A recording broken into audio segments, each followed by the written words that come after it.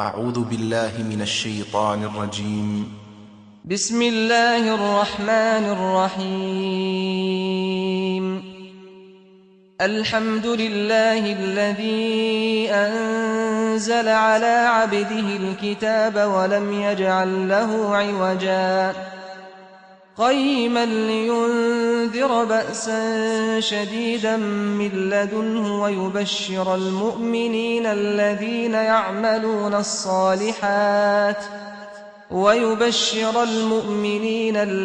يعملون الصالحات أن لهم أجرا حسنا ماكثين فيه أبدا وينذر الذين قالوا اتخذ الله ولدا ما لهم به من علم ولا لآبائهم كبرت كلمة تخرج من أفواههم إن يقولون إلا كذبا فلعلك باخع نفسك على آثارهم إن لم يؤمنوا بهذا الحديث أسفا إنا جعلنا ما على الأرض زينة لها لنبلوهم أيهم أحسن عملا وإنا لجاعلون ما عليها صعيدا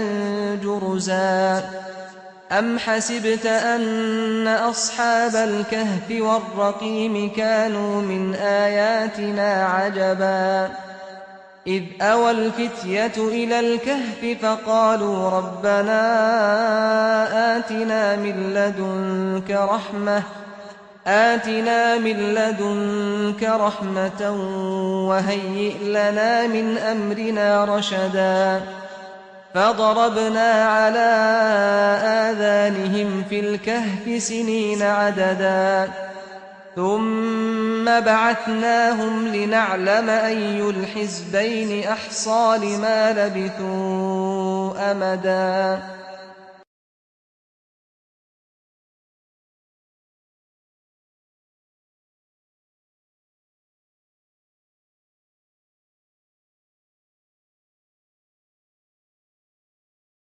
Bismillahirrahmanirrahim. Assalamualaikum warahmatullahi wabarakatuh. Alhamdulillah wassalatu wassalamu ala Rasulillah wa ala alihi wa sahabatihi wa man tabi'ahum bi ihsan ila yaumiddin wa ba'd. Ikhwani fiddin, a'azzakumullahu jami'an. Saudara dan saudariku sekalian yang dimuliakan oleh Allah, segala puji yang paling sempurna kita panjatkan hanya kepada Allah, dan salawat serta salam yang selalu tercurah kepada junjungan mulia kita Nabi besar Muhammad sallallahu alaihi wasallam, juga kepada keluarganya, para sahabatnya yang mulia, dan orang-orang yang selalu konsisten mengikuti jejaknya sampai datangnya hari pembalasan. Sebuah kehormatan dan kemuliaan pada kesempatan pagi Jumat yang cerah ini, kita kedatangan tamu yang insya Allah sudah tidak asing lagi, Ustadz kita, guru kita, Ustadz Yazid bin Abdul Qadir Jawas. Dan ini adalah merupakan kesempatan yang kami tunggu, dan saya pribadi menunggu-nunggu untuk beliau bisa datang ke majelis ini, memberikan nasihat-nasihat, ujangan-ujangannya yang insya Allah bisa bermanfaat bagi kita semua dalam rangka ketaatan kita kepada Allah Tabaraka wa Ta'ala, dan semakin menambah khazanah ilmu kita dalam rangka untuk lebih bisa menjadi manusia-manusia yang mendekatkan diri kepada Allah Subhanahu wa Ta'ala, lebih bersemangat dalam melaksanakan amal soleh, dan sekaligus kita lebih tahu tentang bagaimana metode dan manhaj di dalam kita merealisasikan Islam, agama tercinta dan yang mulia ini. Dan tanpa panjang lebar, langsung saja waktu dan tempat kita persilahkan kepada Ustadz Yazid untuk memberikan kajiannya, dan insya Allah tema kajian kita adalah prinsip-prinsip akidah ahli sunnah wal jamaah. Syukran, terima kasih. Wabillahi taufiq. Assalamualaikum warahmatullahi wabarakatuh. Fa'alaihi falyatafaddal mashkura. Innal hamdalillah nahmaduhu wa nasta'inuhu wa nastaghfiruh ونعوذ بالله من شرور أنفسنا ومن سيئات أعمالنا من يهده الله فلا مضل له ومن يضلل فلا هادي له أشهد أن لا إله إلا الله وحده لا شريك له وأشهد أن محمدا عبده ورسوله يا أيها الذين آمنوا اتقوا الله حق تقاته ولا تموتن إلا وأنتم مسلمون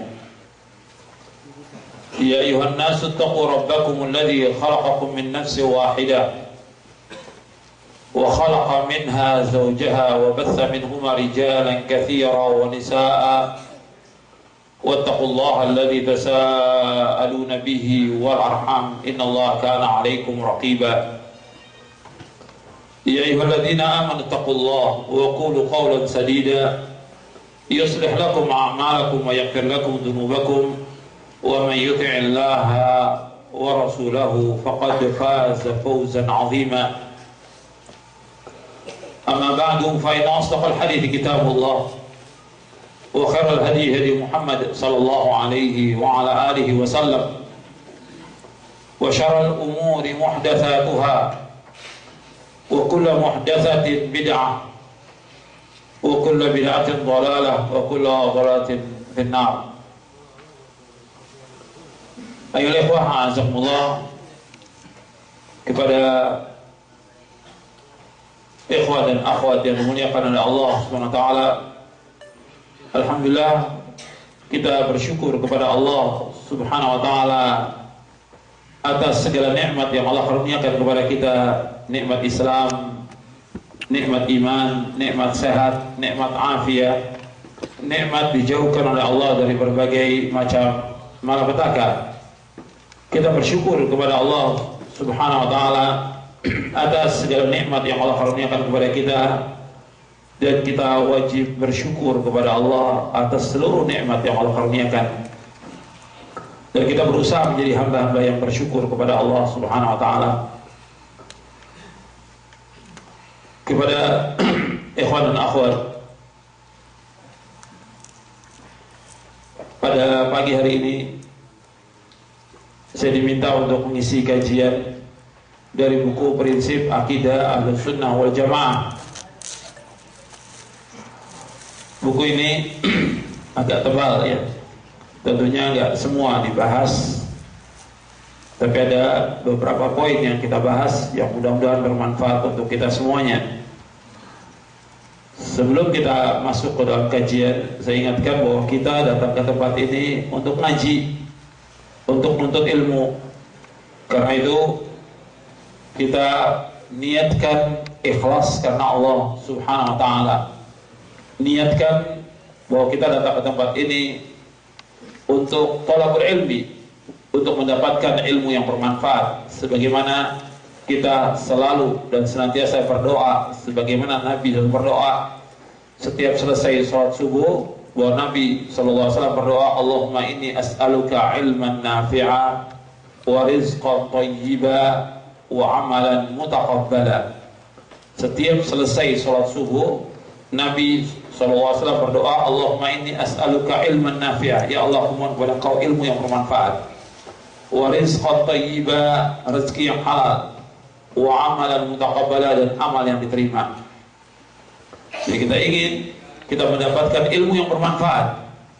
Jadi jangan sampai kita ngaji cuma sekedar kumpul, tapi kita berusaha setiap kajian itu kita mendapatkan manfaat, setiap kajian mendapatkan faedah, setiap kajian menambah ilmu kita, setiap kajian menambah rasa takut kita kepada Allah Subhanahu wa taala. Sebagaimana dikatakan oleh Al-Imam Ibn Rajab Al-Hambali, bahwa yang dikatakan ilmu itu takut kepada Allah. Semakin kita mengkaji, maka semakin tumbuh rasa takut kita kepada Allah Subhanahu wa taala. Seperti disebutkan dari Abdullah bin Mas'ud radhiyallahu anhu. Kata Abdullah bin Mas'ud radhiyallahu anhu, "Laisa al-ilmu bi kathratir riwayah, innamal ilmu al-khasyatu." Bukannya ilmu itu banyaknya meriwayatkan hadis, tapi yang dikatakan ilmu itu al-khasyatu, takut kepada Allah Subhanahu wa taala. semakin dia mengkaji ilmu syar'i, semakin bertambah rasa takut dia kepada Allah Subhanahu wa taala. Dan riwayat ini, riwayat Abu Mas'ud, diriwayatkan oleh Imam Ahmad di dalam kitabnya Az-Zuhud, diriwayatkan juga oleh Imam Abu Nuaim dalam kitabnya Hilyatul Awliya, dan yang lainnya. Jadi ilmu itu harus menambah rasa takut kita kepada Allah Subhanahu wa taala. Jadi bukan sekedar kita asal datang, kumpul, tapi bagaimana ilmu ini bermanfaat untuk kita dunia dan akhirat. Ikhwan fiddin, a'azakumullah. Jalan yang antum tempuh untuk menuntut ilmu ini jalan yang benar, jalan yang lurus, jalan yang diridhai oleh Allah SWT. Karena menuntut ilmu merupakan kewajiban atas setiap mukmin dan mukminah, setiap muslim dan muslimah. Sebagaimana sabda Rasulullah SAW, talabul ilmi faridatun ala kulli muslimin. Menuntut ilmu itu wajib atas setiap muslim, wajib. Setiap muslim wajib menuntut ilmu, wajib. Maka setiap hari dia harus luangkan waktu dia untuk menuntut ilmu. Setiap pekan dia wajib meluangkan waktu dia untuk menuntut ilmu, wajib hukumnya. Sebab kita sebagai seorang muslim, muslimah harus tahu tentang agama Islam yang kita peluk, yang kita anut, yang kita yakini merupakan satu-satunya agama yang benar, agama yang diridhai oleh Allah SWT, dan agama yang membawa manusia kepada cahaya, membawa kepada keselamatan, membawa kepada kedamaian, membawa kepada kebahagiaan. Maka dia harus menuntut ilmu syar'i supaya tahu dia agama yang hak ini, agama yang indah, agama yang sempurna. Dia wajib mengetahui ini. Dan ini jalan yang antum tempuh juga jalan yang benar dan diridhai Allah. Dan jalan ini yang akan membawa manusia ke surga. Kalau antum menuntut ilmu dengan ikhlas karena Allah, dan kemudian antum berusaha untuk mengamalkannya, jalan ini yang akan membawa manusia ke surga. Sebagaimana sabda Rasulullah SAW dalam hadis yang sahih, yang diriwayatkan oleh Imam Muslim dan yang lainnya dari sahabat Abu Hurairah radhiyallahu anhu, Nabi bersabda sallallahu alaihi wasallam, "Wa man salaka tariqan yaltamisu fihi ilman, sahhalallahu lahu bihi tariqan ila jannah." Barang siapa yang berjalan untuk menuntut ilmu, maka Allah akan mudahkan jalannya ke surga. Jadi orang yang berjalan untuk menuntut ilmu, Allah akan mudahkan jalannya ke surga. Makanya kita ingin Allah mudahkan jalan kita ke surga. Karena tujuan dari hidup seorang mukmin dan mukminah jannah. Tujuan hidup seorang muslim surga. Dunia ini gak ada arti apa-apa. Dunia ini lebih jelek daripada bangkai kambing. Dunia ini gak ada harganya, meskipun hanya seberat sayap nyamuk, gak ada harganya dunia ini. Makanya orang yang sangat bodoh kalau dia hidup untuk mencari dunia. Bukan hanya bodoh, sangat bodoh. Sebagaimana dijelaskan oleh Al-Imam Ibnu Qayyim di dalam kitabnya Iddatus Sabirin wa Zakhiratus Syakirin. Beliau menjelaskan tentang betapa jeleknya dunia ini. Bahwa dunia ini gak ada harganya sama sekali, insyaallah. Sebagaimana dalam hadis yang sahih, Nabi SAW melewati seekor kambing yang sudah menjadi bangkai. Nabi tawarkan kepada sahabat, siapa di antara kalian yang mau seekor bangkai kambing ini? Kata para sahabat, kami nggak mau ya Rasulullah. Kalau seandainya dia masih hidup, cacat telinganya, apalagi sudah jadi bangkai. Kata Nabi SAW, dunia ini lebih jelek daripada bangkai kambing ini. Dunia ini lebih jelek dari bangkai kambing. Begitu juga Nabi SAW bersabda dalam hadis yang sahih yang diriwayatkan oleh Imam At-Tirmidzi. Nabi bersabda SAW, "Lau kanatid dunya ta'dilu indallahi janaha ba'udatin ma saqa kafiran minha syarbata ma'in." Kalau seandainya dunia ini berharga di sisi Allah seberat sayap nyamuk, maka Allah tidak akan memberikan setetes air pun kepada orang kafir. Kalau dunia ini berharga seberat sayap nyamuk, maka Allah tidak akan berikan setetes air pun orang kafir. Dunia tidak ada harganya, seberat sayap nyamuk. Dan di dunia ini gak ada orang jual sayap nyamuk, gak ada. Gak ada orang jual sayap nyamuk. Tapi dunia ini lebih jelek daripada sayap nyamuk. Makanya bodoh kalau ada orang yang mengejar dunia, sibuk dengan dunia, orang yang bodoh. Kata Ibnu Qayyim, akalnya idiot. Makanya kita harus menjadi orang-orang yang berakal dan mempunyai hati dalam melihat dunia ini dan menuju akhirat nanti. Seorang mukmin akalnya waras, dia berpikir dunia ini gak ada harganya. Tetap mencari nafkah wajib, tapi jangan mencari nafkah kita mengorbankan agama kita. Jangan kita mencari nafkah mengorbankan ibadah kita kepada Allah. Jangan kita mencari nafkah mengorbankan hak yang harus kita penuhi, hak Allah, hak orang tua kita, hak istri, hak anak, yang dikorbankan. Wajib cari nafkah, tapi jangan sampai kita mengorbankan semua hak, dan Allah akan tuntut sampai hari kiamat hak itu nanti. Kita wajib cari nafkah, tapi sekedarnya. Dunia ini sekedar kita cari. Tujuannya bahwa kita akan kembali kepada Allah dan kita akan ditanya tentang apa yang kita lakukan di muka bumi ini. Jadi kita harus bagaimana berbekal untuk akhirat. Berbekal. Dunia ini tempat singgah, kata Rasulullah SAW. Gak mungkin orang singgah itu bertahun-tahun, gak mungkin. Seperti seorang yang berteduh, kata Nabi, karakibin istadhalla tahta syajaratin thumma raha wa tarakaha, kata Rasulullah. Seorang ini, aku dengan dunia seperti seorang yang berteduh di bawah pohon, kemudian aku tinggalkan pohon itu. Orang berteduh di bawah pohon gak lama, dan kita hidup dunia seperti itu. Seperti kita berteduh di bawah pohon, hanya sebentar dan sesaat kita hidup dunia ini. Makanya kita harus berbekal, berbekal dengan ilmu, berbekal dengan takwa kepada Allah, berbekal dengan amal saleh, dan berbekal dengan hati yang selamat, yang tidak berbuat syirik kepada Allah, yang tidak berbuat bid'ah, yang tidak hasud dan tidak dengki kepada siapapun juga. Qalbun salim, yauma la yanfa'u malun wala banun illa man atallaha biqalbin salim. Pada hari yang tidak bermanfaat harta dan anak-anak kecuali orang yang datang kepada Allah dengan hati yang selamat. Itu yang akan bermanfaat. Harta kita, anak kita tidak bermanfaat kecuali kalau dia betul-betul harta ini ditujukan untuk Allah, disedekahkan buat Allah SWT di jalan Allah, dan kemudian anak kita menjadi anak yang soleh, lalu itu bermanfaat nanti insyaallah. Tapi kalau tidak, nggak ada manfaat sama sekali. Jadi Allah, ini sekedar lima yang perlu saya sampaikan kepada bahwa kita harus berusaha untuk melihat dunia ini gak ada arti apa. Bahwa kita akan kembali kepada Allah. Imma kita masuk ke surga atau ke neraka, waliyadzubillah. Nasallallahu alaihi wasallam. Yang kita tuju akhirat. Dan itu yang Nabi ajarkan kepada para sahabat radhiyallahu anhum. Nabi SAW mengingatkan para sahabat bahwa yang kita tuju dalam hidup ini adalah akhirat. Yang kita tuju adalah jannah, surga, bukan dunia.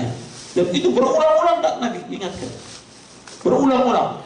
Makanya dalam ayat Al-Quran banyak sekali Allah menyebutkan.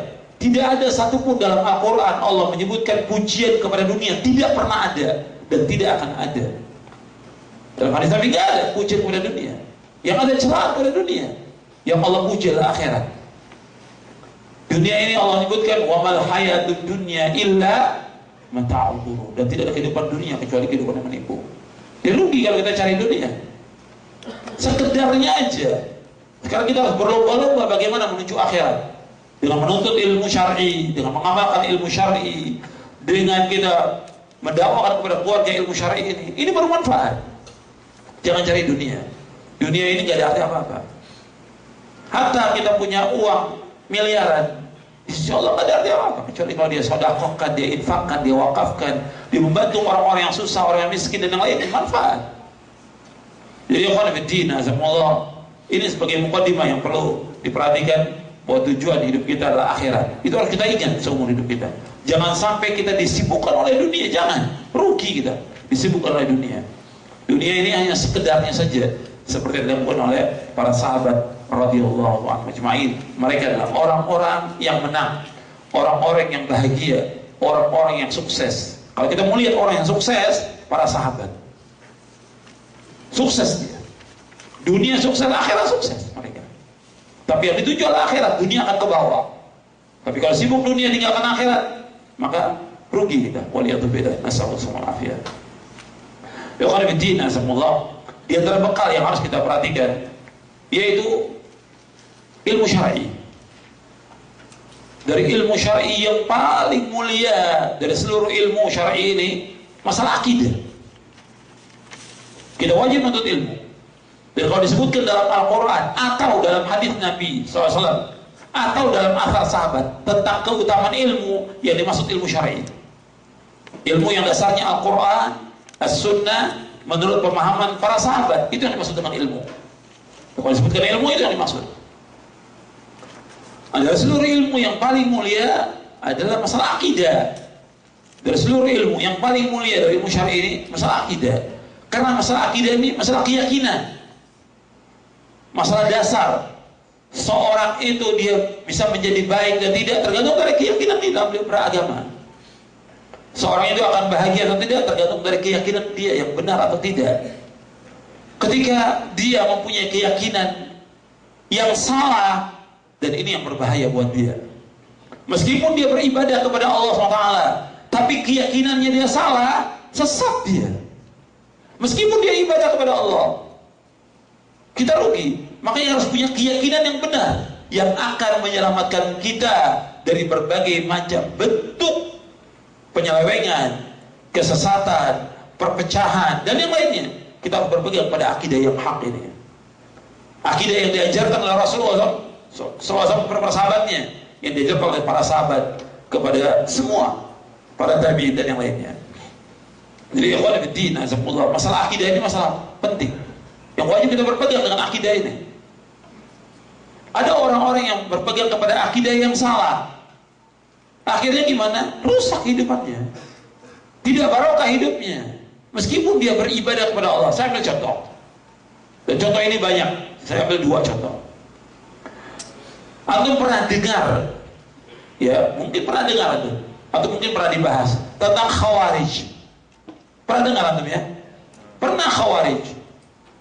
Khawarij ini kelompok yang keluar dari jamaah kaum muslimin. Khawarij, kelompok yang pernah keluar dari jamaah kaum muslimin, dan akan terus dia keluar sampai akhir zaman. Khawarij ini, dia keluar mulai munculnya di zaman Utsman bin Affan, tapi yang besarnya di zaman Ali bin Abi Thalib radhiyallahu anhu. Di zaman Utsman radhiyallahu anhu, di zaman Ali lebih besar lagi mereka. Bahkan mengkafirkan Ali bin Abi Thalib, mengkafirkan Muawiyah.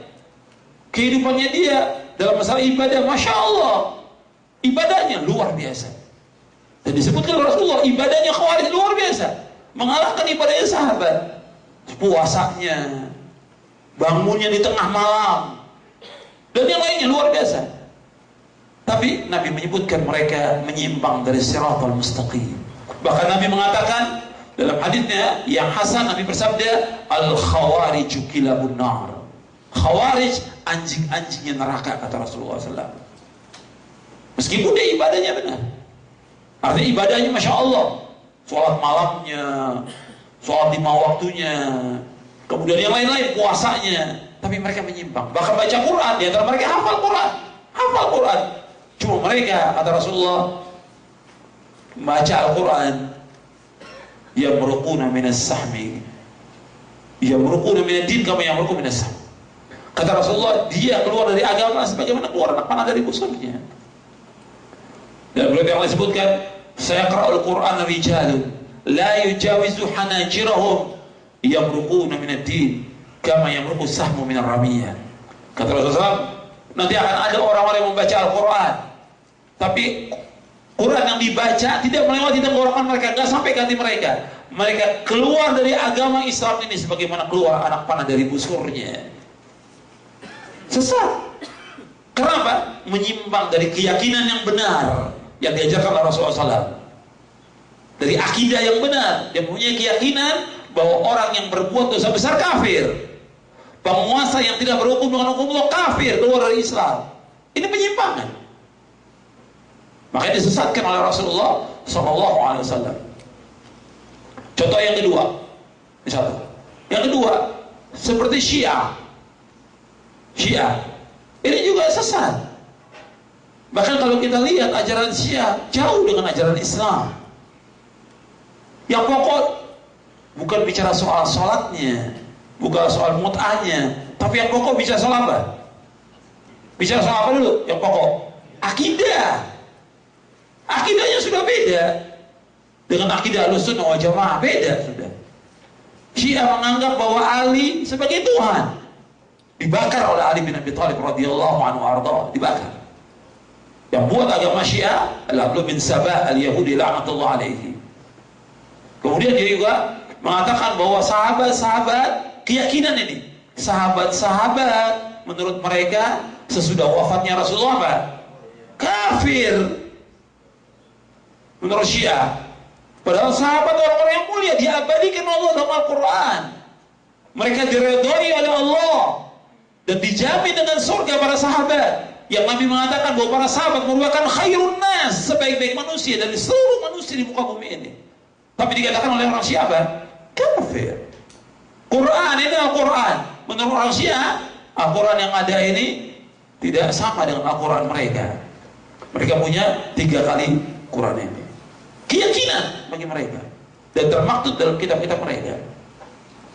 Dari ini saja sudah dikafirkan. Makanya Imam Malik, gurunya Imam Syafi'i, mengkafirkan Syiah. Ketika Syiah mengkafirkan para sahabat radhiyallahu anhum ajma'in. Nah, di sini keyakinan, belum lagi keyakinan yang lain, banyak keyakinan Syiah yang lain. Tentang Quran, tentang sahabat, tentang imam. Bagi mereka imam itu lebih tinggi kedudukannya daripada Nabi dan para Rasul. Imam bagi Syiah itu, imam itu maksum dan segala macam lagi sudah. Belum lagi yang lain yang mereka lakukan, bahwa mereka sudah menyimpang dari siratal mustaqim. Makanya ikhwan fillah, azakumullah, belajar tentang akidah ini wajib, dan kita harus tahu tentang akidah yang benar supaya kita tidak keluar dari manhaj yang hak ini. Bahwa kita harus berusaha bagaimana kita berjalan di atas jalan yang lurus, siratal mustaqim yang kita minta setiap hari. Ihdinas siratal mustaqim, siratal ladzina an'amta 'alaihim ghairil maghdubi 'alaihim waladdallin. Ya Allah, tunjukilah kami ke jalan yang lurus. Jalannya orang-orang yang kau beri nikmat atas mereka, bukannya jalan orang-orang yang kau murkai, dan bukan pula jalannya orang-orang yang sesat. Kita minta kepada Allah agar ditunjuki jalan yang lurus. Dan nanti akan kita bahas insyaallah jalan yang lurus ini. Ikhwan fillah, azakumullah. Di dalam buku ini antum sudah punya. Saya akan jelaskan dulu awal-awal. Karena akidah yang kita pegang ini akidah yang kita yakini akidah Ahlussunnah wal Jamaah. Antum lihat di halaman 18 di bukunya, di buku yang kita kaji ini, prinsip-prinsip akidah Ahlussunnah wal Jamaah. Di buku ini antum lihat di halaman 18.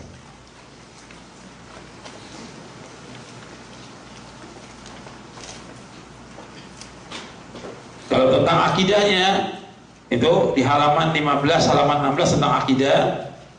Jadi akidah itu adalah iman yang teguh dan pasti yang tidak ada keraguan sedikit pun bagi orang yang meyakininya. Sedangkan akidah Islamiyah adalah keimanan yang teguh dan pasti kepada Allah dengan melaksanakan seluruh kewajiban, bertauhid dan taat kepadanya, beriman kepada malaikat-malaikatnya, rasul-rasulnya, kitab-kitabnya, hari akhir, takdir yang baik maupun buruk, dan mengimani seluruh prinsip-prinsip agama yang sahih, perkara-perkara yang gaib, beriman kepada ijma', konsensus salafus saleh, serta seluruh berita-berita yang qat'i, yang pasti baik secara ilmiah maupun amaliyah yang telah ditetapkan menurut Al-Quran dan As-Sunnah yang sahih serta ijma' salafus saleh. Ini berkaitan dengan akidah. Jadi akidah ini sesuatu yang menghunjam dalam hati seorang yang berkaitan tentang tauhid kepada Allah, yang berkaitan dengan arkanul Islam, yang berkaitan tentang arkanul iman dan yang lainnya yang telah ditetapkan dalam Al-Quran, Sunnah dan ijma' salafus saleh. Kemudian definisi Ahlussunnah wal Jamaah di halaman 18. Apa yang dimaksud dengan Ahlussunnah wal Jamaah? Yang dimaksud dengan as-sunnah menurut bahasa artinya jalan atau cara, baik jalan yang terpuji maupun tercela. Sedangkan menurut istilah ulama akidah, as-sunnah adalah petunjuk yang telah dilakukan oleh Rasulullah SAW dan para sahabatnya radhiyallahu anhum ajma'in, baik dalam ilmu, i'tiqad, keyakinan, perkataan maupun perbuatan. Dan inilah sunnah yang wajib diikuti. Orang yang mengikutinya akan dipuji dan orang yang menyalahinya akan dicela. Saya ulangi dan saya akan jelaskan. As-sunnah adalah petunjuk yang dilakukan oleh Rasulullah SAW dan para sahabatnya, baik dalam ilmu, i'tiqad, keyakinan, perkataan maupun perbuatan. Dan inilah sunnah yang wajib diikuti. Orang yang mengikuti akan dipuji dan orang menyalahinya akan dicela. Jadi sunnah itu di sini disebutkan ilmu, yang kedua i'tiqad, yang ketiga perkataan dan perbuatan. Ini yang mencakup seluruhnya pengertian sunnah. Jadi sunnah itu mencakup seluruhnya, berkaitan dengan akidah, berkaitan dengan ibadah, berkaitan dengan akhlak, berkaitan dengan muamalah. Ini sunnah yang mencakup seluruhnya. Nah, kalimat sunnah ini kadang-kadang diartikan sunat. Beda antara sunnah dengan hukumnya, di kita istilahnya apa? Sunnah. Beda. Nanti ada sunnah itu yang wajib, seperti bentuknya keyakinan, ibadah, akhlak, muamalah. Ada yang sunnah itu hukumnya sunnah. Jadi ada sunnah yang hukumnya wajib, ada sunnah yang hukumnya sunnah. Saya contohkan, seperti sholat berjamaah bagi laki-laki. Ini sunnah Nabi atau bukan? Sholat berjamaah bagi laki-laki, sunnah Nabi atau bukan? Sunnah Nabi. Hukumnya apa? Wajib. Kalau orang tanya dalilnya mana? Dalilnya Allah berfirman dalam surah Al-Baqarah ayat 43, wa aqimus sholata wa atuz zakata warka'u ma'rakin. Dirikanlah sholat, keluarkanlah zakat, dan rukulah bersama orang-orang yang ruku. Kata para ulama, dirikanlah sholat bersama yang ruku maksudnya apa? Yaitu sholatlah dengan berjamaah. Jadi sholat berjamaah sunnah Nabi. Nabi nggak pernah tinggal sholat berjamaah bersama para sahabat. Selalu berjamaah. Hukumnya apa? Hukumnya wajib. Makanya dalam tafsir Ibnu Katsir ketika menafsirkan ayat surah Al-Baqarah ayat 43, kata Ibnu Katsir begini, rahimahullah, istadalla aktsarul ulama bihadhil ayat ala wujubi salatil jamaah. Para ulama mengambil dengan ayat ini tentang wajibnya salat berjamaah. Jadi ini berjamaah sunnah Nabi, hukumnya apa? Wajib. Nanti ada seperti juga salat sunat rawatib, yang mengiringi salat yang wajib. Ini juga Nabi kerjakan, tapi hukumnya apa? Sunnah. Jadi ada yang sunat, dia sunnah, hukumnya sunnah. Nanti ada lagi sunat tapi hukumnya wajib. Sunatan. Iya. Kalau di kita kan sunat, bahasa syariatnya khitan. Hukumnya apa? Wajib. Menurut mazhab Syafi'i bahwa khitan itu sunat, wajib bagi laki-laki dan sunnah bagi perempuan. Meskipun sebagian lagi mengatakan wajib dua-duanya. Tapi yang pertengahan dari tiga pendapat ulama, pendapat Imam Syafi'i, khitan adalah wajib bagi laki-laki, tapi sunat bagi perempuan. Jadi ini masalah, ini kadang-kadang diartikan semuanya sunat. Sunnah yang wajib, ada sunnah yang hukumnya sunat, tapi ada yang sunat hukumnya wajib. Sunatan itu hukumnya wajib. Sekarang kita lanjutkan. Disebut ahlu sunnah karena kuatnya mereka berpegang dan ittiba, mengikuti sunnah Nabi SAW dan para sahabatnya. Jadi orang dikatakan ahlu sunnah karena apa? Karena mereka berpegang kepada sunnah Nabi SAW. Dikatakan ahlu sunnah karena berpegang pada sunnah. Kemudian al-jamaah, ahlu sunnah wal jamaah. Al-jamaah menurut ulama akidah adalah generasi yang pertama dari umat ini, yaitu generasi sahabat, tabi'in dan tabi'ut tabi'in, serta orang-orang yang mengikuti dalam kebaikan hingga hari kiamat, karena mereka berkumpul di atas kebenaran. Jadi dikatakan al-jamaah, yang pertama kali disebut al-jamaah itu para sahabat. Ketika Nabi SAW menyebutkan umat Islam akan berpecah menjadi 73 golongan, 72 masuk neraka, 1 yang masuk surga. 1 yang masuk surga ini Nabi SAW menyebutkan itu al-jamaah. Nah, yang dimaksud al-jamaah di sini yaitu para sahabat yang mengikuti para sahabat. Dasarnya apa? Hadis lain. Kalau yang tadi hadis sahih. Satastariqu ummati ada di buku ini sahih dari Imam Ahmad, Abu Dawud, Tirmidzi dan yang lainnya. Ada riwayat Tirmidzi yang sanadnya hasan.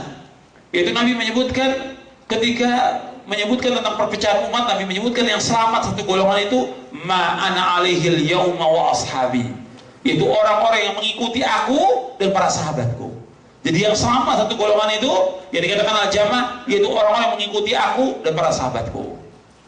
Itu makna yang pertama dari al-jamaah. Makna yang kedua dari al-jamaah yaitu kebenaran. Meskipun orang itu sendiri tapi dia berpegang kepada kebenaran Quran dan Sunnah menurut pemahaman salafus saleh, maka dia dikatakan al-jamaah. Seperti perkataan Abdullah bin Mas'ud radhiyallahu an, al-jama'atu ma wafaqal haqq wa in kunta wahdak.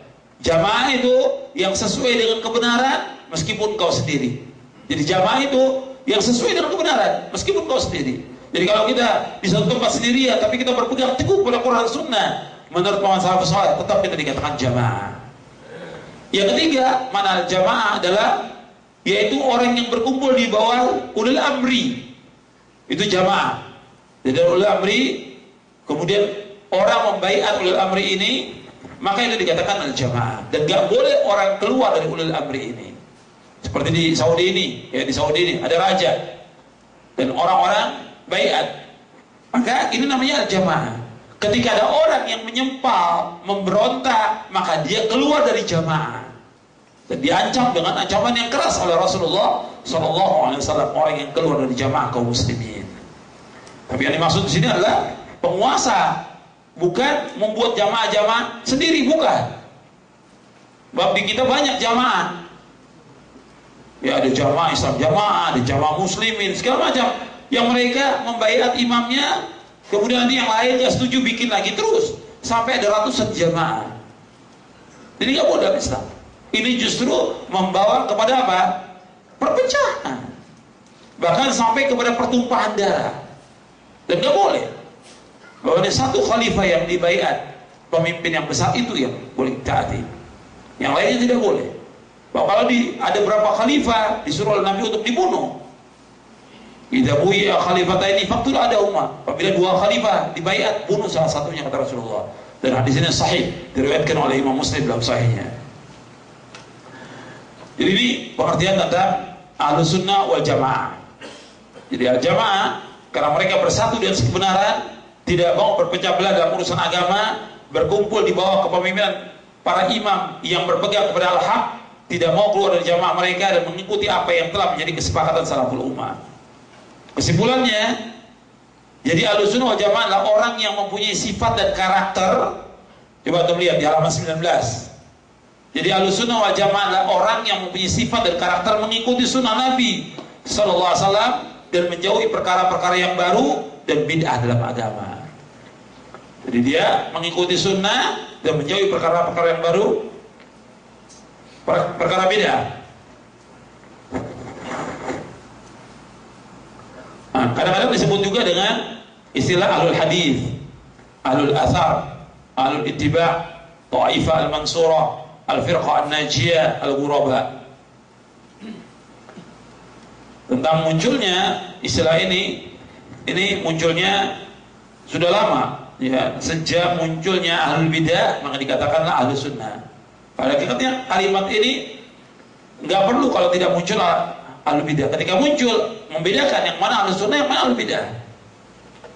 Makanya di para ulama salaf menyebutkan sejak lebih dari tahun 100 Hijriah, seperti Ayyub As-Sikhtiyani mengatakan, apabila aku dikabarkan tentang meninggalnya seorang dari ahlus sunnah, seolah-olah hilang salah satu anggota tubuhku. Imam Sufyan juga Ats-Tsauri mengatakan, aku wasiatkan kalian untuk berbuat baik kepada ahlus sunnah karena mereka adalah ghuraba, artinya orang-orang yang asing. Dan masih banyak lagi yang lain yang menjelaskan tentang ahlus sunnah. Karena sudah mulai timbul pada zaman itu, zaman tabi'in, ahlul bidah. Tapi itu ahlul bidah siapa? Yang tadi saya contohkan siapa? Khawarij, kemudian Syiah, kemudian yang lain lagi muncul, Jahmiyah dan yang lainnya. Makanya lihat Ahlus Sunnah dengan Ahlul Bidah. Dan terus seperti itu. Makanya Imam Syafi'i pun rahimahullah itu juga membantah pemikiran-pemikiran sesat dari Ahlul Bidah di dalam beberapa kitabnya. Kemudian di bab yang kedua, saya jelaskan di sini tentang kaidah dan prinsip Ahlus Sunnah wal Jamaah dalam mengambil dan menggunakan dalil. Ini enggak semua saya bahas. Ya, ini ada 10 poin. Yang penting aja yang perlu kita ingat bahwa sumber kita dalam kita beragama ini itu saya sebutkan tentang akidah karena masalahnya kita membicarakan masalah akidah. Buku ini membahas tentang prinsip akidah. Maka saya sebut sumber akidah. Hakikatnya sumber agama Islam ini adalah Kitabullah Al-Quran, kemudian Sunnah Rasulullah SAW yang sahih dan ijma' salafus saleh. Jadi sumber kita dalam kita beragama ini adalah yang pertama Quran, yang kedua Sunnah, yang ketiga ijma' salafus saleh. Jadi dalam kita beragama gak boleh kita sumbernya perasaan kita, jangan, atau akal, gak boleh, atau orang banyak yang kita ikut, gak boleh. Dalil dalam kita beragama, dalilnya apa? Ada nggak di Quran? Kalau disebut dalil, ada nggak dalilnya di Quran? Kalau disebutkan dalil, ada nggak dalil Sunnah? Kalau nggak ada nggak penjelasan sahabat? Jadi nggak boleh kita dalam beragama ikut orang banyak, nggak boleh dalam Islam, nggak boleh. Jadi kita harus dalilnya kita lihat ada atau tidak. Sebab Allah Subhanahu wa ta'ala menyuruh kita untuk berdalil, nggak boleh ikut-ikutan. Kalau antum bawa mushaf Al-Quran, Allah sebutkan dalam surah Al-Isra, surah 17 ayat 36, Allah berfirman, wala taqfu ma laysa laka bihi ilmun inna sam'a wal basara wal fuada kullu ulaika kana anhu mas'ula. Jadi kamu ikut apa yang kamu tidak tahu, karena sungguhnya pendengaran, mata dan hati akan ditanya oleh Allah. Jadi kita dalam beragamanya harus dalil, jangan ikut-ikutan, nggak boleh. Dalilnya ada atau tidak. Kalau nggak ada, nggak boleh kita ikut, nggak boleh di dalam kita beragama. Kalau disebutkan dalil, ya Quran, bukan pendapatnya Ustadz. Kata Ustadz saya, Ustadz bukan dalil. Kata guru saya bukan dalil. Kata Habib saya bukan dalil. Kata ulama saya bukan dalil. Kalau dalil Quran, mana dalilnya? Mana hadisnya? Sahih atau tidak hadis itu? Dan bagaimana penjelasan para ulama tentang hadis itu? Itu dalil namanya. Dan agama Islam agama dalil, agama hujjah. Makanya ketika orang-orang Yahudi atau Nasrani mereka menganggap dirinya bahwa mereka pasti menjadi penghuni surga, kata Allah, tanya dalilnya mana? Nggak punya dalil mereka. Allah abadikan dalam surah Al-Baqarah di ayat 111. Wa qalu la yadkhulul jannata illa man kana hudan aw nasara tilka amaniyum qul hatu burhanakum in kuntum shadiqin. Kata Allah dalam surah Al-Baqarah ayat 111. Wa qalu, mereka berkata, siapa? Yahudi Nasrani, la yadkhulul jannata illa man kana hudan nasara. Tidak akan masuk surga kecuali orang Yahudi atau Nasrani. Apa kata Allah kepada Nabi Muhammad SAW? Qul hatu burhanakum in kuntum shadiqin. Katakan kepada mereka, mana dalil kamu, mana bukti kamu, mana hujjah kamu jika kamu orang yang jujur. Gak punya bukti, gak punya hujjah, gak punya dalil mereka. Jadi dalam kita beragama ini dalil, bukan kata ustaz, bukan kata kiai, bukan kata guru. Jangan kita lagi, nih yang sangat lemah lagi. Dulu saya pernah belajar di Indonesia begini. Dulu. Dalilnya mana? Gak tahu. Lo antum nih hidupnya harus dengan dalil. Beragama Islam dengan dalil, bukan kata orang. Kalau yang antum ikuti salah, sesat, bid'ah, gak diterima oleh Allah. Sebagaimana sabda Rasulullah SAW, man amila amalan laisa alaihi amruna fahuwa raddun. Barang siapa mengamalkan satu amalan yang gak ada contoh dari kami, tertolak amalan itu. Tertolak. Jadi dalilnya ada atau tidak dalam kita beragama. Makanya di sini dalam kita berakidah, dalam kita beribadah, itu harus dalilnya ada atau tidak. Ini penting dalam kita beragama. Harus kembalikan kepada siapa? Quran dan Sunnah. Kalau ada orang dia salah, berbuat kesalahan dalam masalah akidah atau dalam masalah ibadah, kita tegur. Dia kemudian jawab begini. Ini sering nih, ya. Kita masing-masing aja deh. Kok masing-masing? Lu saya Islam atau Islam? Disuruh oleh Al-Quran masing-masing atau kembalikan kepada Quran Sunnah? Saya tanya kepada antum. Disuruh masing-masing atau kembalikan kepada Quran Sunnah? Kembalikan kepada Quran Sunnah. Dasarnya apa? Dalilnya gimana? Coba. Siapa yang bisa sebut ke dalilnya? Satu, yang lain. Dalilnya. Nah, ini dalilnya. Fa in tanaza'tum fi syai'in farudduhu ila Allah war Rasul in kuntum tu'minuna billahi wal yawmil akhir. Dzalika khairun wa tawila. Dalam surah An-Nisa surah yang keempat ayat 59. Ya ayyuhalladzina amanu athi'ullaha wa athi'ur rasul wa ulil amri minkum. Fa in tanaza'tum fi syai'in farudduhu ila Allah war Rasul in kuntum tu'minuna billahi wal yawmil akhir. Dzalika khairun wa tawila. Allah berfirman dalam surah An-Nisa ayat 59. Artinya, wahai orang beriman, taat kepada Allah, taat kepada Rasul, dan ulil amri di antara kamu. Fa in tanazatum fi syai'in, apabila kamu berselisih tentang sesuatu, farudduhu ila Allah wa Rasul. Kembalikan kepada siapa? Kembalikan kepada Allah, kembalikan kepada Rasul. Jika kalian beriman kepada Allah dan akhir, dzalika khairun wa ahsanu ta'wila. Yang demikian yang paling baik dan sebaik-baik akibatnya. Jadi kalau ada perselisihan dalam masalah kita beragama, nggak bisa kita masing-masing aja, nggak boleh. Justru kita mencari yang saya lakukan ini benar atau salah. Tolong antum beritahu kepada saya. Tolong Ustaz bimbing saya. Itu orang Islam seperti itu.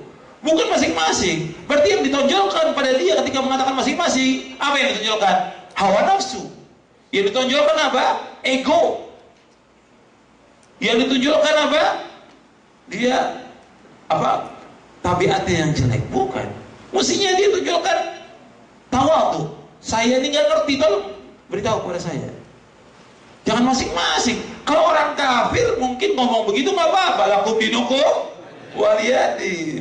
Untuk orang kafir, awalnya ayatnya qul ya ayyuhal kafirun. Orang Islam masing-masing. Dalilnya mana kembalikan? Jadi kalau kita berakidah, beragama, coba, mana keterangannya? Saya ini nggak tahu, saya dulu dari kecil diajarkan orang tua saya begini. Oh ini keliru, yang kamu yakini keliru, ini yang benar seperti ini. Itu dibimbing kita. Dan memang kita dibimbing, diberitahu. Alhamdulillah yang tadinya kita salah, keliru, sesat, dibimbing. Kita bersyukur pada Allah. Tapi kalau kita berkeras, udah, nggak usah ngurusin saya masing-masing. Sesat nantinya. Rugi dunia, rugi akhirat dia. Kita ingin selamat dunia, ingin selamat akhirat. Makanya ketika kita ditegur oleh orang ini salah, kembali. Jangan kita mengikuti hawa nafsu. Kalau mengikuti hawa nafsu, pasti sesat, pasti sudah sesat. Bahwa Allah menyebutkan demikian. Wala tattabil hawa fayudillaka an sabilillah. Jadi kamu ikuti hawa nafsu, maka kamu akan sesat dari jalan Allah. Jadi yang kita ikuti Quran, ikuti sunnah Nabi SAW. Jelas ya? Nih. Kita lanjutkan. Yang kedua, setiap sunnah yang sahih yang berasal dari Rasulullah SAW wajib diterima, walaupun sifatnya ahad. Artinya bukan hadis yang mutawatir. Ini wajib kita terima. Apa yang datang dari Rasulullah SAW ini wajib diterima. Wa ma atakumur rasul fakhudhu wa ma nahakum anhu fantahu. Apa yang saja datang dari Rasul kamu ambil, ya dilarang kamu tinggalkan. Ini tentang masalah ini dibahas oleh Al-Imam Asy-Syafi'i dalam kitabnya Risalah, tentang orang-orang mengatakan kita nggak perlu hadis-hadis mutawatir, dan kita nggak perlu hadis ahad, kita harus perlu yang mutawatir. Dibantah oleh Imam Syafi'i dalam kitabnya Risalah, dibantah juga oleh Imam Ibnu Qayyim dalam kitabnya As-Sawa'iq Al-Mursalah. Panjang ini, saya nggak bahas. Pokoknya kalau ada hadis yang sahih kita wajib terima. Selama yang riwayat sahih kita wajib terima. Nggak boleh kita tolak, kita wajib terima. Kemudian yang ketiga, tuh lihat ya di halaman 24, yang menjadi rujukan dalam memahami Al-Quran dan Sunnah adalah nas Al-Quran maupun hadis yang menjelaskan. Kemudian pemahaman salafus saleh dan para imam yang mengikuti jejak mereka, serta dilihat arti yang benar dari bahasa Arab. Jika hal tersebut sudah benar, maka tidak dipertentangan lagi dengan hal-hal yang berupa kemungkinan sifatnya menurut bahasa. Jadi yang menjadi rujukan dalam memahami Al-Quran, As-Sunnah, nas Al-Quran sendiri. Kemudian baru hadis Nabi, kemudian penjelasan para sahabat. Sampai contoh, ya, yang berkaitan dengan masalah akidah ini. Allah menyebutkan di dalam Al-Quran jelas sekali, bukan satu, bukan dua, ratusan ayat. Allah menyebutkan bahwa Allah itu berada di atas langit dan Allah bersemayam di atas arsy. Kita wajib mengimani, wajib meyakini. Allah berfirman Ar-Rahmanu 'ala arsy istawa, bahwa Allah bersemayam di atas arsy. Kita wajib mengimani Allah di atas. Allah juga berfirman A'amintum man fis sama, apakah kamu merasa aman dengan yang di langit? Begitu juga Allah menyebutkan wa huwal qahiru fawqa ibadi, Allah itu berada di atas, yang berkuasa. Allah juga berfirman ilaihi yas'adul kalimut thayyib wal 'amalus shalih yarfa'u. Semua terangkat dan naik kepada Allah, kalimat yang baik. Semuanya. Berarti Allah berada di mana? Di atas. Wajib kita imani, wajib kita yakini. Dan nggak bisa ditakwil lagi dengan yang lain, nggak boleh. Makanya ada orang-orang yang bingung dia mengatakan Allah itu nggak di atas, nggak di bawah, nggak di dalam alam, nggak di luar alam. Lantas di mana dong Allah? Bingung dia juga. Antum menyembah zat yang antum sendiri nggak tahu. Padahal jelas Allah menyebutkan dalam Al-Quran dan Nabi menyebutkan. Kita wajib menetapkan apa yang Allah tetapkan dan kita wajib menetapkan apa yang ditetapkan oleh Rasulullah SAW. Jangan ditakwil, jangan diingkari, tetap seperti itu. Ketika kita sujud, ini kerendahan yang paling rendah, kita sujud kepada Allah SWT. Kita membaca apa? Subhana rabbiyal a'la. Maha suci Allah yang maha apa? Yang maha tinggi. Yang maha tinggi. Sujud itu sedekat-dekat seorang hamba kepada Allah sujud. Ketika sujud itu dia mengucapkan subhana rabbiyal a'la. Maha suci Allah yang maha tinggi. Karena Allah itu berada di atas. Ini wajib kita tetapkan demikian. Gak boleh kita takwil, gak boleh kita ingkari. Kemudian yang keempat, prinsip utama dalam agama. Semua telah dijelaskan oleh Rasulullah. Siapapun tidak berhak untuk mengadakan sesuatu yang baru yang tidak ada contoh sebelumnya, apalagi sampai mengatakan hal tersebut bagian dari ajaran agama. Allah telah menyempurnakan agamanya, wahyu telah terputus dan kenabian telah ditutup, sebagaimana Allah berfirman al-yawma akmaltu lakum dinakum wa atmamtu alaikum ni'mati wa raditu lakumul islam madina. Pada hari ini aku telah sempurnakan bagimu agamamu, aku telah cukupkan nikmatku atasmu dan aku ridho Islam menjadi agama bagimu. Sempurna agama Islam ini, sempurna. Jadi gak boleh orang menambah-nambah lagi.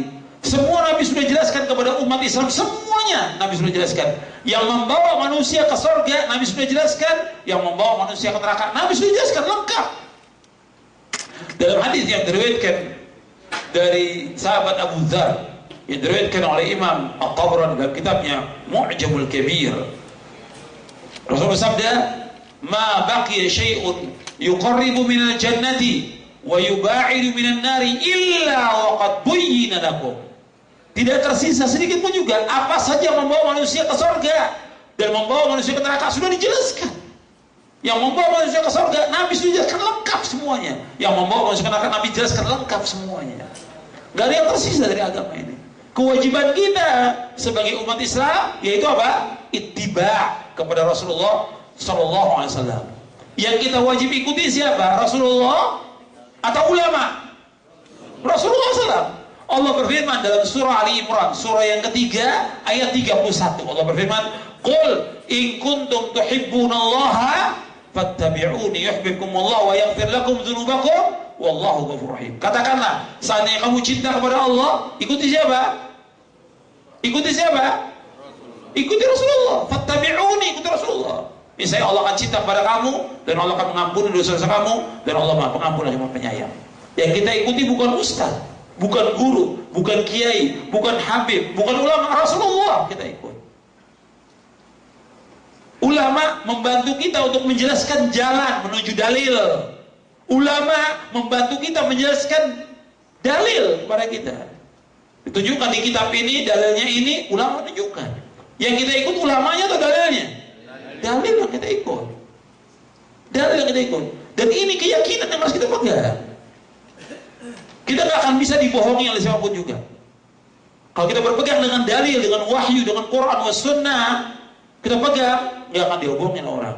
Tapi ketika kita ikut fulan, gampang dibohongi oleh orang nanti.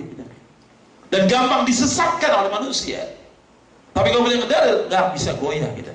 Kita berpegang dengan dalil, mana keterangannya, mana dalilnya, mana hujjahnya. Sebagaimana Allah sebutkan dalam Al-Quran, tadi sudah saya bacakan ayatnya. Jadi agama Islam sudah sempurna. Gak boleh kita membuat sesuatu yang baru dalam agama ini. Sempurna sudah. Jangan, gak boleh buat golongan, gak boleh membuat aliran, gak boleh buat torekot, gak boleh buat jalan sendiri, gak boleh. Gak boleh buat ibadah-ibadah tertentu atau perayaan, gak boleh. Islam sudah sempurna. Kewajiban kita untuk mengikuti. Dan ini selamat. Karena bukan soal banyak kita beribadah kepada Allah, tapi sesuai tidak dengan sunnah Nabi. Allah berfirman dalam surah Al-Mulk, surah Tabarak ayat 2, alladzi khalaqal mauta wal hayata liyabluwakum ayyukum ahsanu amala. Bukan aktsaru amala, bukan. Allah yang menciptakan mati dan hidup untuk menguji kalian, siapa di antara kalian yang paling banyak atau paling baik? Paling baik. Ayyukum ahsanu amala, yang paling baik amalnya. Kalau disebutkan yang paling baik amalnya, yaitu akhlasuhu wa aswabuhu. Kata Fudail bin Iyad, maksudnya akhlasuhu, yang paling ikhlas, yaitu orang mengerjakan khalisat liwajhillahil karim. Dia mengerjakan ikhlas semata karena Allah. Yang kedua, aswabuhu makana sawaban atau muwafiqan ala sunnah, yang sesuai dengan sunnah. Jadi bukan banyaknya amal, bukan. Jadi sesuai enggak dalam kita beramal dengan sunnah Nabi SAW? Kalau tidak, jangan. Ikhlas, syaratnya ibadah dua, ikhlas dan ittiba, mengikuti contoh Rasulullah SAW. Jadi agama Islam sudah sempurna, nggak boleh kita membuat yang baru dalam agama ini. Cukup dengan apa yang Nabi bawa, cukup sudah. Makanya ayat ini diakui dan dibaca ayat ini oleh siapa? Oleh orang Yahudi. Sampai Yahudi datang kepada Umar bin Khattab radhiyallahu anhu. Wahai Umar, di dalam Al-Quran ada satu ayat, kalau ayat ini turun kepada kami masyarakat Yahud, kami jadikan hari raya. Ayat yang mana? Dibacakan oleh Yahudi ini, al-yawma akmaltu lakum.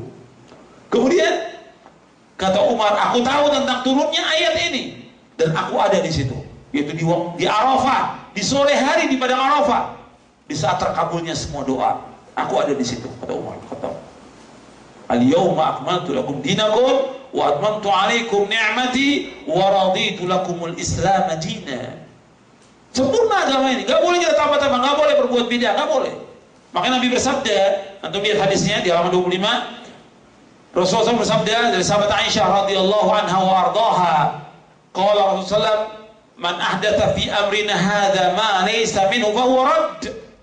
Barang siapa yang mengadakan sesuatu yang baru dalam urusan agama kami yang bukan dari agama ini, maka amalnya tertolak. Hadis ini sahih Bukhari dan Muslim dari sahabat Aisyah radhiyallahu anha wa ardaha.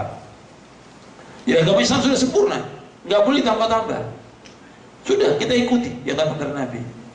Makanya Nabi SAW sangat keras mengingatkan umat Islam jangan sampai mereka berbuat bid'ah. Sesuatu yang baru dalam agama ini nggak boleh. Keras Nabi. Di zaman Nabi belum ada bid'ah, tapi Nabi ingatkan terus kepada umat Islam jangan sampai mereka masuk. Kalau masuk ke sini bid'ah, sesat. Makanya Nabi bersabda di dalam hadis yang sahih diriwayatkan oleh Imam Ibnu Majah, di Muqaddimah Sunan Ibnu Majah dikatakan oleh Nabi, taraktukum ala mithlil bayda lailuha kanahariha la yazighu anha ba'di illa halik. Aku tinggalkan agama Islam putih bersih, putih bersih, bersih putih, nggak ada bercak-bercak, nggak ada. Nggak ada bercak-bercak hitam, nggak ada, bersih, putih bersih. Kata Nabi, tidaklah berpaling dari yang putih bersih ini, maka orang itu pasti binasa dan pasti sesat orang itu, kata Rasulullah. Jadi Nabi tinggalkan agama Islam putih bersih, sempurna agama Islam. Kemudian ditambah oleh orang-orang belakangan. Tambah, ya bedanya Syiah, Khawarij, keyakinan-keyakinan yang lain, percaya kepada orang-orang yang dikubur itu bisa memberikan manfaat, bahwa wali-wali yang sudah dikubur itu bisa memberikan manfaat, bisa melak bahaya. Ini semua keyakinan yang sesat. Keyakinan. Makanya harus dibersihkan lagi, dikembalikan lagi umat ini kepada yang bersih, seperti yang Nabi tinggalkan kepada umat Islam ini. Baru umat ini akan selamat, baru umat Islam ini akan jaya. Kalau tidak, selama masih ada bercak-bercak syirik dan bid'ah, tidak akan maju umat Islam ini. Makanya harus kembalikan dengan kesempurnaan agama Islam ini. Kalau orang Yahudi mengakui, mestinya umat Islam lebih lagi mengakui tentang ayat ini. Yang kelima, kita sampai 5 poin, yang ini baru kita pindah ke bab lain, yaitu berserah diri, patuh, berserah diri, taslim, patuh dan taat hanya kepada Allah dan Rasulnya secara lahir dan batin, tidak menolak sesuatu dari Al-Quran dan Sunnah yang sahih, baik menolak itu dengan kias, analogi, perasaan, atau kasyf, iluminasi, atau penyingkapan tabir rahasia, sesuatu yang lain, ucapan seorang syekh, atau pendapat imam-imam dan lainnya. Artinya di sini berserah diri, patuh, taat hanya kepada Rasul mutlak. Berserah diri, taat, patuh itu mutlak hanya kepada Allah dan Rasulnya, tidak kepada yang lain. Kalau sudah ada dalil dari Quran dan Sunnah, kewajiban kita untuk taat. Sami'na wa ata'na. Gak boleh kita tolak. Gak boleh kita tolak Quran dan Sunnah dengan ra'yu kita, dengan pendapat kita, gak boleh. Dengan perasaan kita, gak boleh. Dengan orang banyak, gak boleh. Dengan perkataan guru, dengan perkataan syekh, perkataan imam, gak boleh.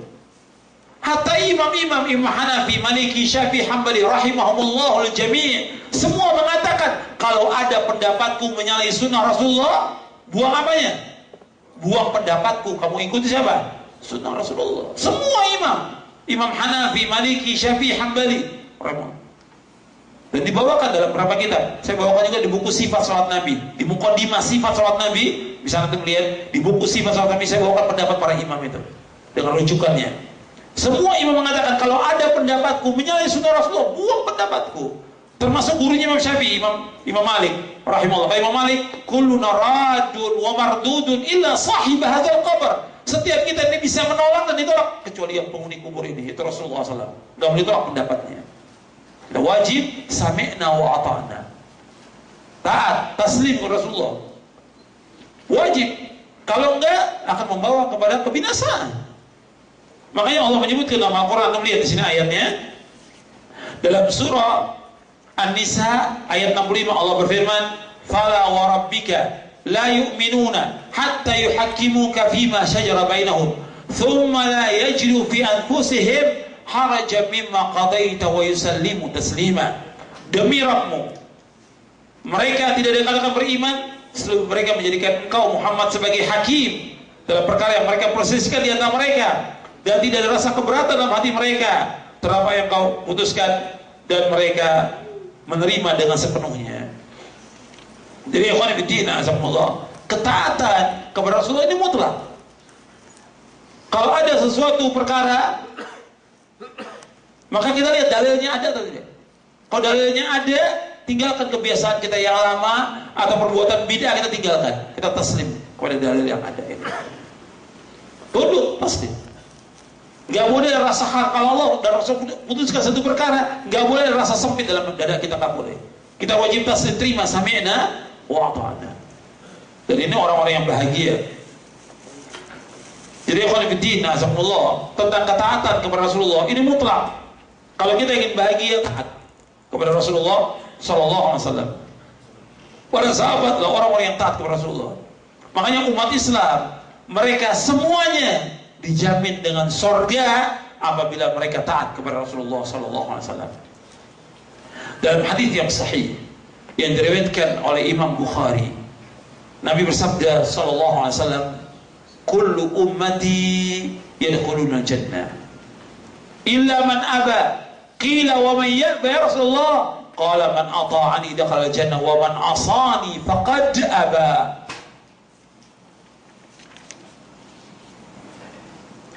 Kata Rasulullah, setiap umatku akan masuk surga. Setiap umatku akan masuk surga. Kecuali yang enggan. Para sahabat bertanya, siapa yang enggan ya Rasulullah? Barang siapa yang taat kepada aku, dia akan masuk surga. Siapa yang tidak taat, maka dia enggan. Jadi orang yang taat kepada Rasulullah masuk surga. Dan antum perhatikan, kalau orang yang taat, dia akan mendapatkan kebahagiaan, keberkahan, petunjuk, kenikmatan, dan juga diangkat derajat dan dimudahkan masuk ke dalam surga. Tapi beda dengan orang yang tidak taat kepada Rasulullah, mendapatkan kesulitan, kesusahan, ketidakbarokahan, kemudian dia diancam dengan masuk neraka. Makanya antum lihat, orang ketika tidak taat kepada Rasulullah, ini fatal akibatnya. Saya ambil contoh. Di zaman Nabi ada seorang yang makan, minum tangan kiri. Nabi ingatkan, makan tangan kanan dan minum tangan kanan. Dengan dasar hadis yang sahih yang terkait Muslim, kata Nabi, idza akalu falyakul bi yamini wa idza shariba falyashrab bi yamini fa inna asyaitana ya'kulu bi shimali wa yashrabu bi shimali. Apabila kamu makan, makan dengan tangan kanan. Kalau minum dengan tangan kanan. Karena semuanya setan makan dengan tangan kiri dan minum dengan tangan kiri. Orang ini biasa seperti kita, kalau kita tegur orang, bilangnya apa? Kidal, kebot. Dari dulu seperti ini. Kata Nabi, kalau kamu demikian, kamu nggak bisa angkat tangan kamu. Kaku, dia nggak bisa angkat tangannya. Karena tidak taat Rasulullah, fatal akibatnya. Ini yang sifatnya pribadi. Belum lagi yang sifatnya umum. Ya, antum sudah baca dan mungkin sudah dijelaskan oleh para ustadz yang ada di sini. Itu kisahnya perang Uhud. Ketika para sahabat yang memanah, pasukan pemanah yang dipimpin oleh Abdullah bin Jubair radhiyallahu an, Nabi suruh, kamu tetap di atas bukit Uhud, menang atau kalah tetap di sana. Ketika mereka melanggar, tidak taat, kalah umat Islam waktu perang Uhud. Disuruh tetap, menang atau kalah tetap, jangan turun dari bukit Uhud. Mereka turun, akhirnya kalah terjadi. Qadarallahu ma syaa fa'al. Ini tidak taat, makanya ketaatan kepada Rasulullah ini penting, dan itu akan membawa kepada kebahagiaan. Sama aja sekarang saya ambil contoh, antum yang sudah punya istri berumah tangga, rumah tangga antum akan bahagia ketika istri ini taat kepada suaminya, dan itu jalan seorang istri menuju surga. Ketika dia taat kepada suaminya, itu jalan dia menuju surga. Bahagia rumah tangga, si istri tenang, si suami juga tenang karena taat kepada istrinya. Tapi ketika istri membangkang, nusyuz, durhaka, gak mengalami ketenangan, si istri gak tenang, suami juga gak tenang, dan anak-anak berantakan. Iya tidak? Kenyataan seperti itu. Makanya seorang istri wajib taat kepada suaminya, wajib taat kepada suaminya. Gak boleh dia menolak, gak boleh membantah, apalagi melawan, gak boleh dalam Islam, hukumnya haram. Bahkan yang paling mulia seorang istri dia suaminya, dia wajib ditaati. Jalan ini, makanya Allah tidak menyuruh kepada wanita itu yang berat-berat, tidak, ringan. Taat kepada suami, laksanakan sholat, puasa, kemudian juga taat kepada suami. Nggak seperti laki-laki. Laki harus mencari nafkah, laki-laki harus berjuang, laki-laki harus berjihad, dan yang lainnya. Tidak seperti wanita, disuruh dia di rumah. Makanya taat seorang istri pada suami akan membawa kepada kebahagiaan. Dan ini saya ingatkan juga, itu bisa sampaikan nanti kepada istri-istri atau dan juga akhwat yang ikut hadir. Saya ingatkan dengan satu hadis Nabi SAW. Nabi bersabda SAW dan hadis yang diriwayatkan oleh Imam Ibn Hibban dalam kitab yang Ma'aridul Dhama'an dan juga yang lainnya.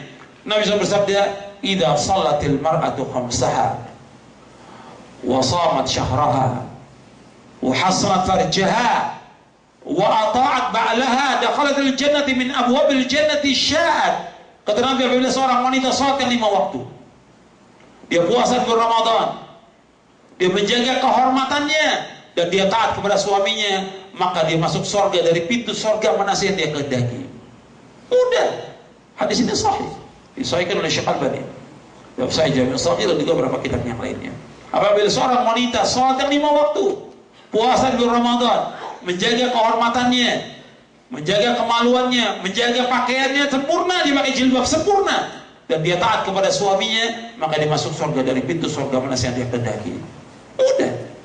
Makanya perempuan wajib taat kepada suami, akan membawa kepada kebahagiaan. Bagi kita semuanya yang laki-laki perempuan wajib taat kepada Rasulullah Sallallahu Alaihi Wasallam. Ini akan membawa kepada kebahagiaan dunia dan akhirat, membawa kepada ketenangan, membawa kepada kedamaian, membawa kepada keberkahan. Dan antum lihat, kalau orang-orang taat kepada Rasulullah, setiap ada nas dalil dari Quran dan Sunnah dilaksanakan. Dan ini semuanya mudah. Antum perhatikan, saya ingat kepada antum semuanya, bahwa seluruh syariat, semua syariat Islam semuanya mudah. Nggak ada satu pun syariat Islam yang sulit, tidak ada sama sekali. Semuanya mudah. Baik tentang akidah, ibadah, akhlak, muamalah, semuanya mudah. Kenapa? Kadang-kadang orang itu berat melaksanakannya. Berat melaksanakannya karena dia banyak dosa dan maksiat yang dilakukan. Berat melaksanakannya karena dia mengikuti hawa nafsu. Berat melaksanakannya karena dia terpengaruh dengan banyaknya orang. Berat melaksanakannya karena dia sudah terbiasa dengan adat, istiadat, kebudayaan dan yang lain yang sulit dia keluar dari tempat itu. Agama Islam semuanya mudah. Gak ada satupun yang sulit. Allah berfirman, yuridullahu bikumul yusra wala yuridikumul usra. Allah mengendaki kemudahan dan tidak mengendaki kesulitan. Dan juga Nabi bersabda SAW, inna hadha dina yusr. Agama Islam mudah, tidak sulit. Di seluruh agama ini semuanya mudah, gak ada satupun yang sulit. Sekarang kita lanjutkan. Kita lanjutkan bab yang keempat.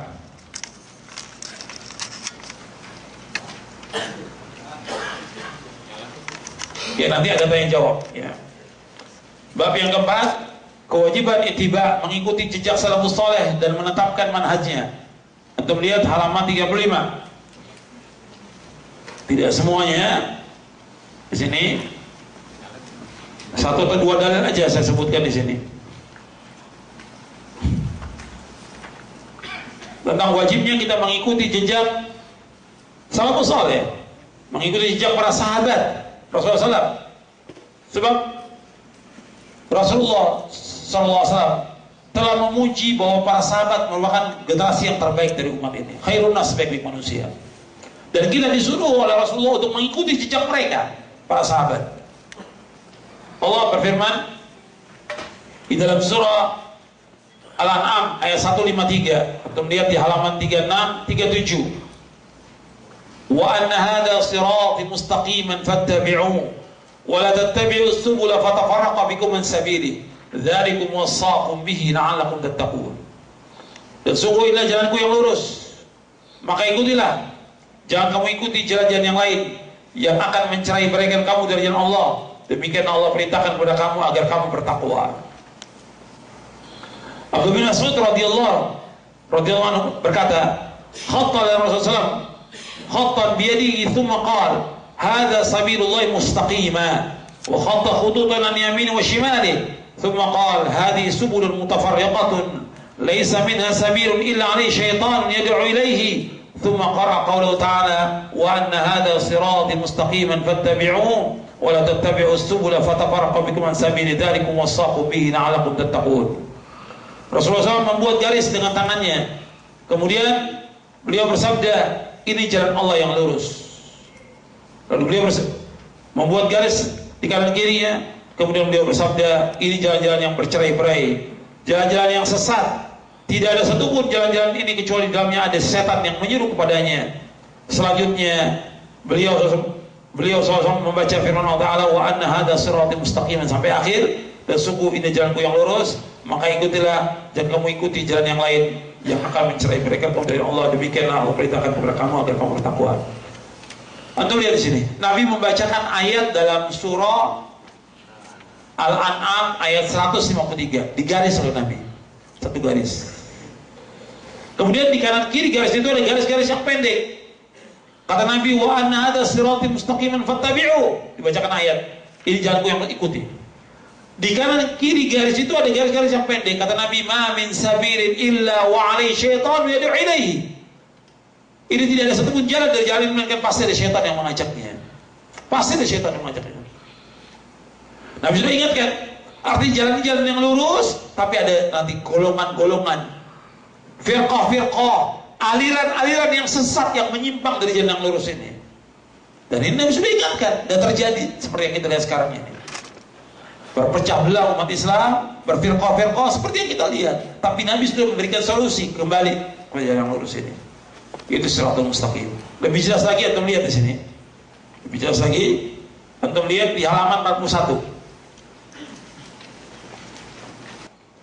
Di halaman 44 kata Imam Ahmad bin Hanbal, usulul sunnah indana at-tamassuku bima kana alaihi ashabu Rasulullah wal iqtida'u bihim wa tarkul bid'ah wa kullu bid'atin fahiya dhalalah.